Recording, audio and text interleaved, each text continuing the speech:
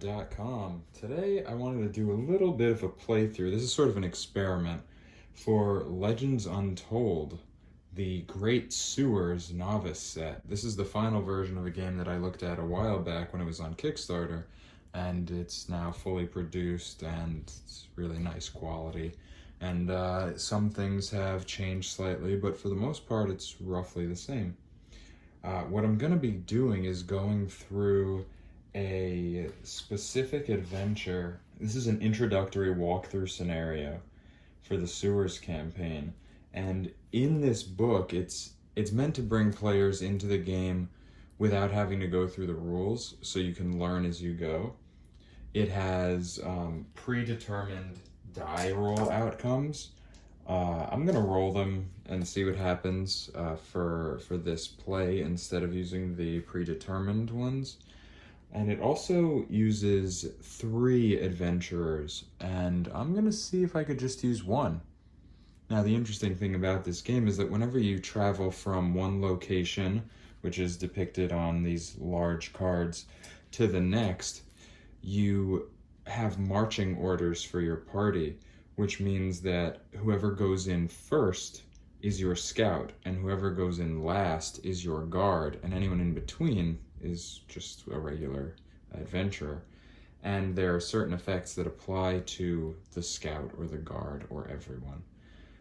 If I had 3 adventurers, I would have a scout, a guard, and neither. But in this case, with only 1 adventurer, all I have is a scout. If I had 2 adventurers, I'd have a scout and a guard, and no regular adventurers. So we'll see. I know this is sort of breaking their system that they have set up, but we'll see how it goes. So who I've chosen is the laborer. That's this guy right here.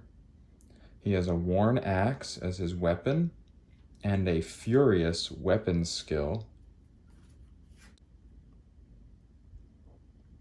This allows us to do some things in combat by either exhausting or draining it.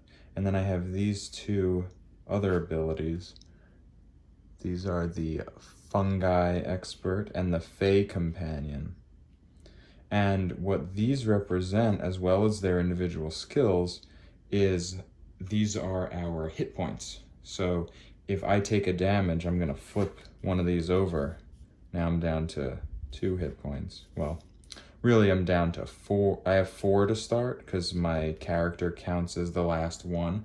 So you can take hit, hit, hit, and then you're KO'd. Anyway, we are represented on the board by this little chit. This is our adventuring party. You can see it's a person from above, and if you flip it over, they have a torch, because this game relies on the concept of light and vision in your location. So what you do at the beginning of a turn is you will choose to either stay in the same location and do things there, or you'll go somewhere else. And before you go somewhere else, you would decide a marching order. This is where you determine which of the party members is the scout and the guard and otherwise. In my case, I'm just one person, so I'm the scout. We're gonna decide to leave out of this exit. You can see we started just in the middle of this. There's an exit that has a dark circle. There's an exit that has a sort of half-lit circle, and another exit with a half-lit circle. So these are ambient lit, bright, or dark exits, and these will determine a few things on the card that we go to. So here we are, we're leaving through our ambient exit, and what we're going to do is flip over the next location card. Boom. So here we have a location card, and it shows footprints down there in the bottom left-hand corner, and that's where we enter this map piece. And on the top right there, under the name Drain Room, it shows us a difficulty level for each brightness level. And if it's very bright, it becomes easier to see any traps or obstacles that we run into. However, it becomes easier to be surprised by enemies. If it's dark, it's harder for us to see our traps, obstacles, whatever, but we can get the drop on our enemies a little bit better with the surprise system. So we're gonna place it like this. We cover up the little footprints and we enter. What we see here is an obstacle. But first what we have to do is our scouting check. We got a 10, okay? So 10 is exactly what we wanted. However, in order to become alert, which is going in and being aware of what's ahead of us, we would have had to exceed that 10 or whatever number it is by 4, which we didn't. So what we become is bold. Bold is just kind of normal. Now, if we failed to even achieve 10, we would become careless and we could run into some bigger problems as a result. Now that scouting and alertness level can be affected by choosing whether or not to sneak when we go into a new location. So if we were to have decided we wanted to sneak in, we would have gotten a +2 to this. We didn't do that. And the reason for that is because sneaking costs 1 extra time. As it is, we spend 1 time off the event deck. I'm going to turn that sideways to differentiate. We have 3 more cards in here, and that'll come into play in a bit. So, we've entered, we've spent 1 time. We see there's an obstacle here before we get in. There's also an enemy on this card, and there's a barrier and a search area behind here. Okay, so the first thing we need to do, however, is encounter this obstacle. So we're going to draw 1 card from the obstacle deck, and we've run into Icy Blackness. So there are 2 types of obstacles in this game. There are trials, which Icy Blackness is, as you can see there under the word icy, and there are traps. But this is a trial. It's a party basic test, and you see there on the right hand side it has a flood icon and a +3 if we were alert. We were not alert, so we don't get that +3, but we do add a flood to this location. Now if we look at this, what happened? Flickering lights barely illuminate an utterly black body of water. It is colder than ice and eerily still. So now we have a choice to test any of these. We can edge around it by testing Grace versus an 11. We can swim through it, Brawn 13, or climb along the walls by grabbing a handhold versus a 14. And we can see that trying to edge around it takes time, and trying to climb takes time, but swimming does not take time. So let's try to swim, I think. Or maybe we can make a smarter decision. We can look at our skills and see what would be best. We have a 3 brawn, 1 grace, 2 handle, 2 reason, 1 will, and 1 charm. So swimming would be good for us because that's a brawn test, and it's the lesser of the brawn tests. If we fail, however, we'll take a damage, whereas if we fail with climbing, we'll just spend extra time. So we're gonna roll this brawn test, and what we do is it's again a 3d6. Here we have a 11, and then adding to this 11, we add our brawn. That's 14. The test was a 13, so we've succeeded. Woohoo! So we swam in, and we had no effect because we were in the passing column. If we failed, we would have taken a damage. Now, if we pass, this is an interesting additional rule. If we pass by more than 2, or 2 or more, then one other party member doesn't need to even take this test because we have critically succeeded. But in our case, it's just the 1. Now, we're in this area, we're beyond the obstacle, but we do have a foe. So what we do is we look in this matching shape deck and we flip cards until we find a foe. First thing we got is a booby trap, the sewer adder. We were not careless, and booby traps only trigger if we were careless. So this gets discarded. We flip this. It's still not a foe that we're looking for. It's loot. So what happens is this loot becomes available if we defeat our foe. Whenever a foe comes out, and there's a foe. It's the Lizardkin Watcher. Okay, so if we look at this card, we're one player, so we're going to be using the box on the left there, and all their stats are above, and their alertness is at the top, with their hit points at the bottom. So what we have to do is look at this alertness number, and now we have to test against alertness of 12 to determine whether we've surprised the Lizardkin or the Lizardkin has surprised us. There are modifiers. If we've come from a dark entrance, we would get a bonus, or impairments if we've come from a bright entrance. Since we came from an ambient entrance, we will just roll our dice. So we rolled a 6. Our laborer was surprised by these 2 Lizardkin Watchers. It's 2 for one player, and they'll run away when there's only 1 left. So they're going to get the advantage roll of a +2, and we're going to be disadvantaged, so when we roll, we have a -2. So we have 2 Lizardkin Watchers, so I'm going to just stick 2 health out here, 1 for each of them, because they each have 1 health, as seen by that little heart. And now we're going to do some battle.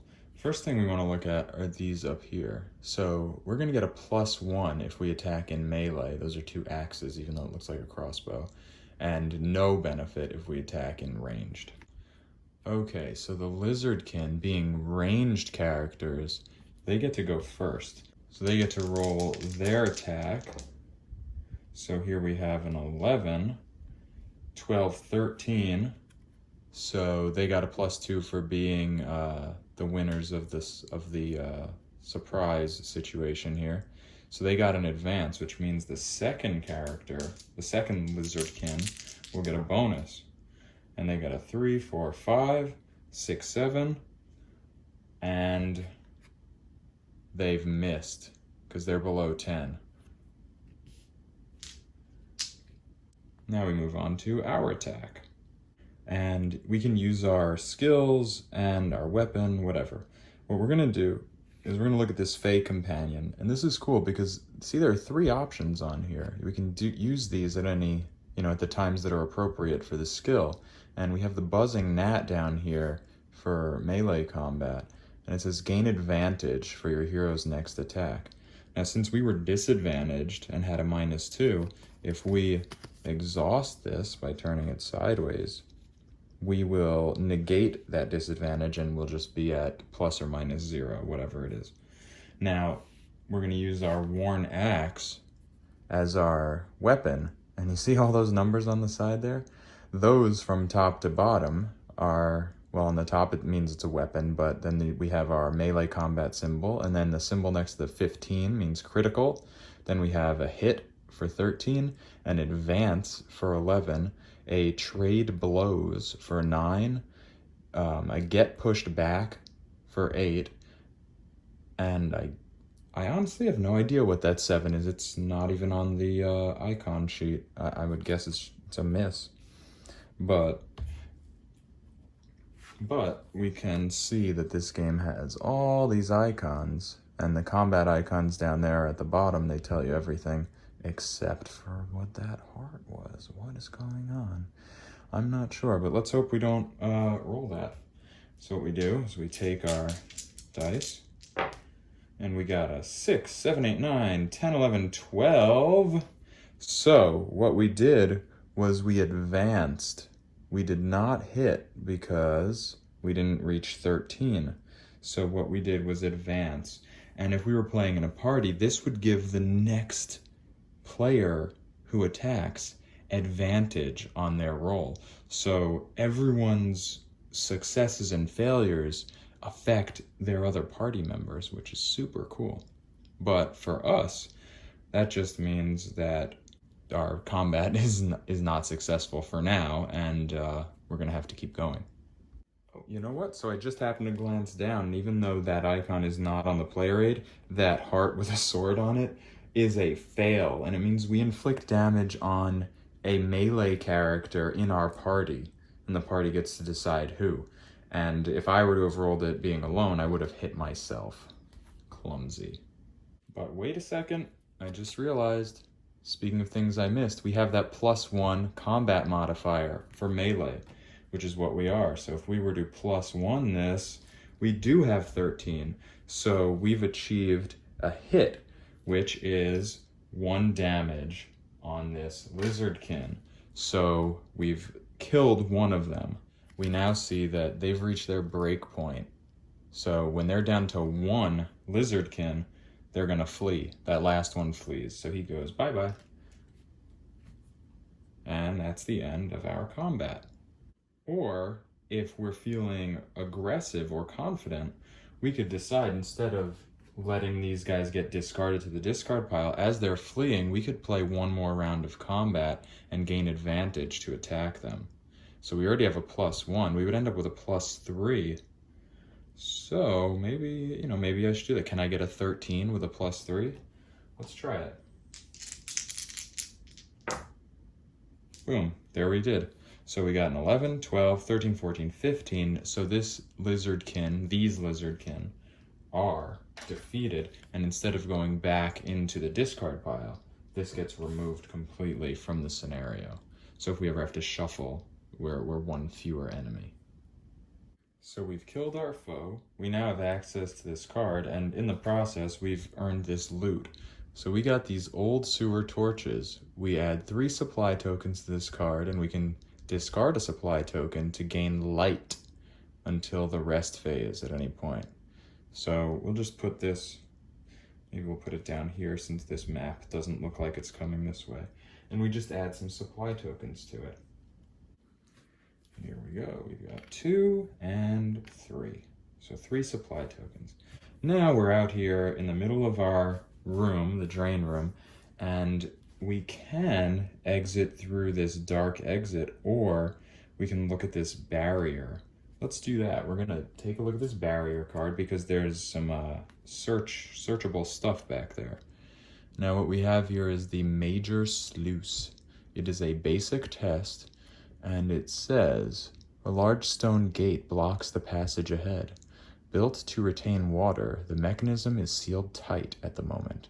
So we can test we can either use our handle to mend it, we can reason and solve it, but that's versus a 15, or we can swim with brawn versus 16. Okay, and I love how it has a little quote there saying, our thought process behind it. It's a real RPG style. Now we would gain a +1 if there was light, if we had light. So maybe we can light our torch. And it would also flood the room if it weren't already flooded. So, since we have a brawn of 3, which is the highest, but our handle and reason are both 2, which means that our best option is probably to mend, because there's only a 10 difference. Now if we succeed, that'll cost us a time. It'll make us bold also. So what I'm gonna do is I'm gonna spend 1 of these supply. So now we've got light, so we flip this over. And we also, I never even mentioned this. This is a little chart that shows our readiness. You keep your token on here, whether you're alert, bold, or careless, and it gives you a little cheat sheet for how you can interact with these different types of things. So we saw before, we got to either retreat or resolve, we resolved. If we were careless, we would trigger any traps, we would trigger the booby trap. So in any case, we're gonna stick ourselves on the torch side here and put it on bold where it should have been the whole time. And now we are going to roll to try to get a 10, but actually we're gonna try to get a 9 because now we have light. And we achieved that easily. That's a 16, we could have done anything. So based on what we chose, we're gonna lose a time because we succeeded and remain bold. If we would have chosen this, it was a little harder, but we wouldn't have lost time. And if we did this, we would have become careless if we tried to just swim and open it. Okay, so we spend the time, we remain bold. So the obstacle, the barrier has been surpassed. So this was actually a basic test, which means in a multiplayer game, only one player has to do this, as opposed to the party test that we did before. All right, so now we have access to the stuff inside this room. Since we got through this barrier, there's also another adventure card that we have to resolve from behind here, and that's a mystery. This could be a foe, a booby trap, a loot, it could be anything. So we're gonna try to be lucky here and get something good. So this doesn't matter where that is, but what we're gonna do is we're gonna draw this card. Oh, and it's loot. It's the ripped sewer map. I knew it was gonna be loot. It's set up that way. I just wanted to pretend. So we can discard this to gain 2 on your next scouting test, which is important. Okay, so I'm gonna stick this right over here. That's fine. And now we are through the barrier. We're gonna search the search zone. Now when we search, we can also be careful or do it quickly. If we want to do a careful search, then we're gonna draw cards from the adventure deck and only resolve loot. If we do a quick search, we're gonna have to resolve any booby traps that come up. So we could be careful, but let's save our time. We're gonna go in, we're gonna open this up, bing, and now we draw 3 cards off the top, and we have a foe, which is not part of searches, and we have a full wineskin, hooray, but we have a booby trap. So this booby trap is a fire trap, and we feel the floor shift underfoot, hear a crack of shattering glass, and an explosion of flame fills the air. So it's triggered because even though this says it's triggered if we are careless, that's for a different part of the game if this card were to come out at a different time. So we did our quick search, so that means that it's triggered. So the scout takes a damage, that's me. And we must make a move versus 11 or take fire. Okay, so each hero has to do this test. So the first thing is we're taking a damage, which means I'm exhausting a card out of my skills here. So we have to drain one of these. This is exhausted, so let's drain it. Draining turns it face down. And to restore this card, well, to heal this card, we have to heal it. We do a heal. To restore an exhausted card, we do a restore. And those are 2 different things in this game. So now we've put this to the point where we have to heal it instead of restore it. And we're down to 3 total hit points. Now, furthermore, we have to make our grace check against an 11. So our grace is 1, so we need a 10, which we've succeeded at. So we don't take any more of this fire damage. And now we discard this to the discard pile, and we've got our full wine skin. Discard for +2 on our next grit parentheses will test, or we can discard to heal 1. Okay, so there's that. And now, what do? Finally, that's basically the end of our exploration phase, and we're gonna go ahead and rest at this point. And when you rest, you would restore any exhausted talents if this were like that. But since this is actually drained, we would have to camp in order to heal up like that. And camping is going to cost us time. So rather than do that, we can just use the full wineskin if we wanted to heal and flip this back. And then we could discard this. or we could not, or we could camp and try to heal this up, or we could rest and go on without it. And at that point, after we've gone through all this, only then can we actually go out of this exit, because we only explore one map card at a time. So if we were to do this again, go through the next process, we would decide who is where. We would do our scouting test after revealing our next card. Here we have our feet prints, and we put that there.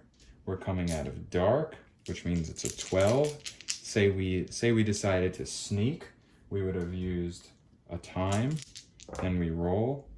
Didn't matter if we sneaked or not. We made it through, we were successful, we become alert over here, and then we encounter our next obstacle. In this case, it's the thick fly swarm. We go through and we do this party table test, and we test we test our will, and we go on from there, and then we encounter the things in this area, and we go on and on like that until we've gone through our whole adventure. I'm not going to continue because I think you kind of get the gist of everything here. Now, I guess the one important thing that I didn't add is what's up with the time tokens, or the time cards. When we get to the end of this time, we have to reveal something. We have to reveal the event, and then we would have to go through all the stuff on the event, and then we get these time tokens back, and again we go through that deck. But in any case, this is how Legends Untold operates, and it's really cool. It's a interesting small scale version of a larger scale, and it's like a big game in a small box, I guess I could say. And I think it does it better than some other big games in small boxes, like the Tiny Epic games, for example, were supposed to be big games in small boxes, but they were a little fiddly. But the way this works is really cool. The way that the map is really the only small thing, and everything else feels like the full experience for a dungeon crawl adventure game. It's really cool. And I think the detail in how you become alert or bold or careless, or there are different ways you can search traps. There are barriers, there are obstacles, you run into enemies. This deck includes enemies, encounters, curiosities. It has loot, it has booby traps, it has all these different things that come up, and depending on the order in which you draw them and what type of an action you're taking, things trigger in different orders or don't trigger at all, and the way the cards come out kind of results in a unique story based on how you're playing each time. And also, obviously, for each scenario, you have this deck. It's custom for the scenario, but it's shuffled up each time. So even if you play the same scenario, the same cards are going to be in there, but they're going to be in different orders. So yeah, this is Legends Untold. It's a really cool game. I'm going to actually get into the full campaign pretty soon. I literally just kind of learned the game along with you here. I, of course, did the Kickstarter preview review, which got me somewhat familiar, and it's mostly the same as it was, but that was a long time ago. So this was a really fast way to jump into the game, and for me, a refresher that really worked. So that's Legends Untold. Thanks for watching, everyone. If you like this video, definitely give me that thumbs up and hit that subscribe and notification bell. And until next time, have fun out there.